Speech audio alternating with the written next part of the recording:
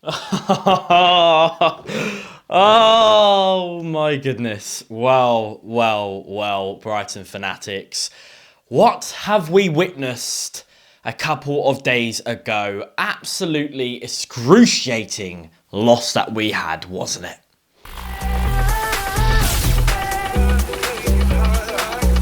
Yo!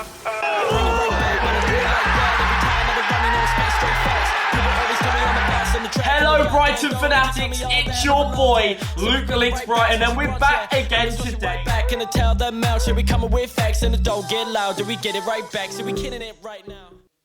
Hello Brighton fanatics, it's your boy LiNX Brighton and I'm here with a match reaction after the Fulham game at home. It was such an important one. But look, if you guys enjoy this video and you like the match reaction after the match as well, I could start doing these more often. So smash the like button already guys, click subscribe and let's get on to today's video. First of all, I'm going to be positive and say that we did play actually really well. I thought we played pretty damn well. Look, Fulham are extremely good going forward. They're so aggressive and I thought we completely turned it around and just made Fulham feel under pressure, which is what Fulham has been doing a lot recently to other clubs. They are a seriously good team this year and they are hunting for Europe as much as we are. So this is why this match was so important. So talking about the vlog in general, like for interview wise, we got a lot of interviews. We had a lot of people's reaction before the game and everyone was thinking that we were going to edge it. I don't usually like to predict, but I'd like to think that we're going to get at least 2-1 win on it. 1-0 Brighton. 3-2 Brighton. I'm going to go 1-0 to Brighton. I'm hoping for 2-0. 1-0. The Seagulls to win, 2-1 I'm going to say, and I say this all the time, Matoma and Evan Ferguson. Matoma. And Alexis McAllister. March and Matoma actually. 2-1 Brighton. 2-1 Brighton. I think we're going to squeeze out a 2-1 win. Say 3-1 Brighton. We'll just get him 1-0, I reckon. 1-0. But no one was confident enough to say that we were going to thrash Fulham anyway. Like, we knew it was going to be a tough game. We knew it was going to be difficult. But as soon as the game started, I felt extremely comfortable going forward. You know, we had all the opportunities, all the possession, all the shots, literally everything. We just couldn't get that ball in the back of the net in the first half. And I was just thinking, right, surely, second half, there's a goal coming. Like, I was so confident we were going to walk away with a 1-0 win on that game at half-time. Like, generally, I thought that because not scoring a goal at the first half when we absolutely should have. Like, we've had a couple of chances there at the first half. Two chances we had that came to mind straight away is, of course, the first proper chance on goal, and that was Solly March bending round and trying to edge it into that bottom left-hand side corner. Solly! Looked at the replay and it was very close. So Solly March had a real opportunity. But I think the biggest opportunity of the first half was when Pervis Estepinian had the ball and he was completely free. No defenders around. He could have took the shot a lot earlier than he did. And, you know, had a free shot on goal, basically, against the goalkeeper. He found it! Estepinian! Please no! Why has he left it that long? That was a bit frustrating. I thought, you know, oh my God, you know, Pervis Estepinian, he had that goal taken away from him in the Crystal Palace match. And I thought this was the time that Pervis was going to absolutely wallop this in the back of the net and get us 1-0 up. And I think the last opportunity we had in the first half was when Veltman took that volley. I think it was originally a free kick.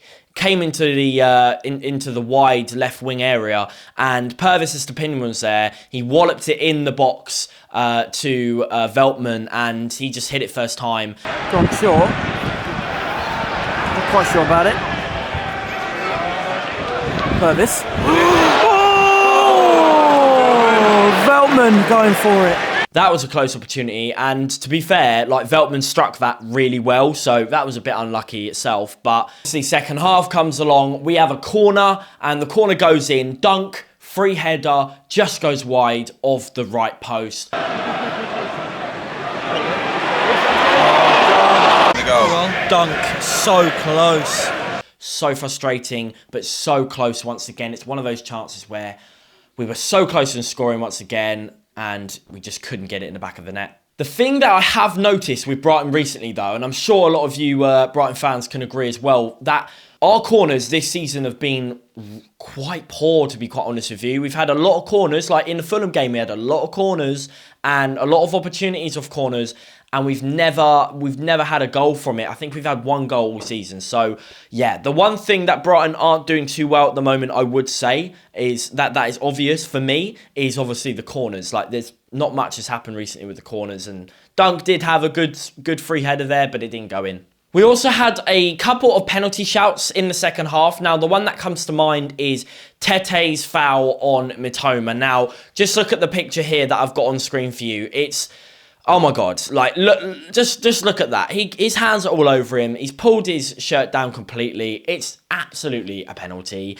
And do you know what the most frustrating thing is about this is we know how bad the refereeing was in the Palace match, and it's just happened again in the Fulham game at home. But most of you will agree that's a penalty, and so does Roberto De Zerbi. But we'll talk about Roberto De Zerbi in a minute and his thoughts. Now, we did have a corner. It did hit the back of the net, but yet again, that was called offside. Can one of these go in?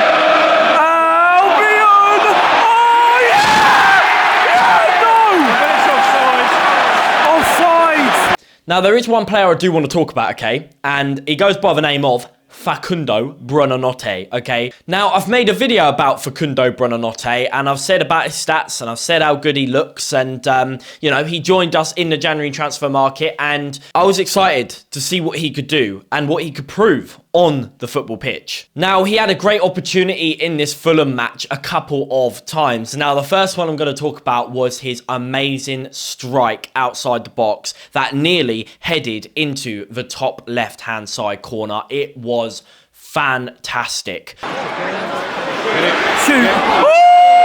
Oh my God, Facundo Buonanotte.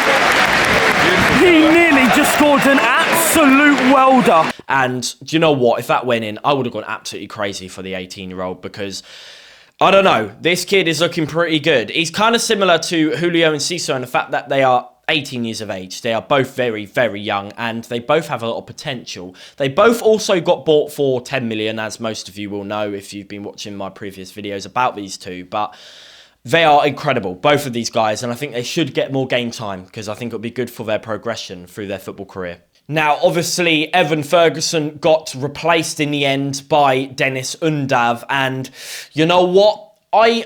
As much as a lot of people have said some negative things about Dennis Undav, I'm still going to keep my mouth quiet about it because, do you know what? I think Dennis Undav deserves a little more time to show something because, you know, I still believe in Dennis Undav, and you know what? He made a great assist in this game that was unfortunately called offside in VAR. Now, he came running down the left, and Facundo Buonanotte got himself in a great position inside the box. Dennis Undav found him with his great vision, crossed it into the box, and it was a tap-in for Facundo Buonanotte to get his first goal for the Albion. Undav! Yeah! What? You're joking? I thought that was it. I thought Facundo Buonanotte's first goal for the Albion. It was such a shame because it would have been Dennis Undav's first assist and it would have been Facundo Buonanotte's first goal. And do you know what? Dennis Undav was offside by the slightest bit. And that's when my heart sunk as Solomon scores an 88th minute goal to put Fulham 1-0 ahead. Now, obviously, scoring a goal at the 88th minute, in a game like this, I had no hope that Brighton would even get a goal back here, considering how much this game has gone against us. I just thought, yeah, this is it. And it was it, you know. They won the game 1-0. Oh, no. You're joking. You're joking! This is absolute. I don't even know. I have no words. Absolute bedlam in the away end for Fulham. And that is us out of 6th place. Fulham go in front. 87th minute. ridiculous. We've been on top all game, the better team, and now Fulham are ahead 1-0.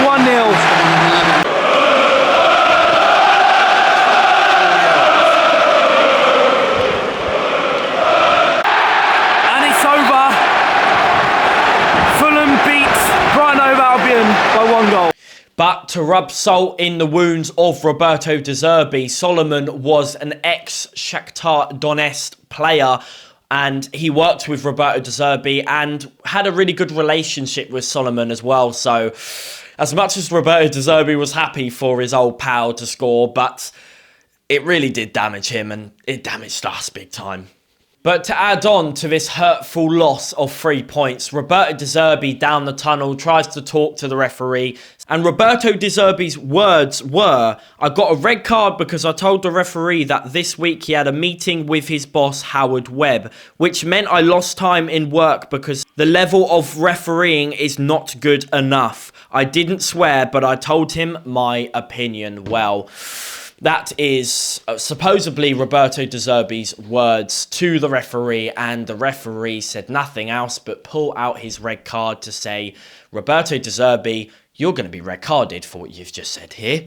Now, obviously, that brought a lot of worry to Brighton fans, as we didn't know how long that ban was going to be. And they have announced that the ban is only going to be 1 game ban. They did think it was a 3 game ban, but it is only a 1 game ban. And it will be the game against Stoke City in the FA Cup on the Tuesday. So, in all fairness, okay, it's never good for the head coach to get a red card, and of course I'm never going to agree with it, but we are very fortunate that, of course, the game that he is suspended to is, of course, the Stoke game, which is on the Tuesday. It's an FA Cup match, it's not the Premier League match. So I think we've gotten away with that a little bit. I think we'll be all right, basically.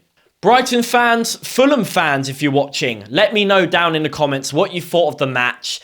I want to hear what you guys think of it, Brighton fans. I really do. But yeah, let me know down in the comments. And if you have enjoyed this type of video and you want to see some more match reactions after the matches, then I can carry on doing that. Just smash a like button on this video, and that will show me that you enjoyed this video today. Can we get 750 likes? If you can hit 750 likes, I'll make another after match reaction. Now, if there is any new Brighton fans or any new fans of any club and you are liking what you're seeing right here today on this video, then go ahead, click that subscribe button. It's completely for free. Turn that bell notifications on as well so you get notified every time I make a new video. Anyway, Brighton fanatics, it's been your boy LiNX Brighton, and I'll see you, Brighton fanatics, in the next video. Be positive, Brighton fans. We got this. Come on. So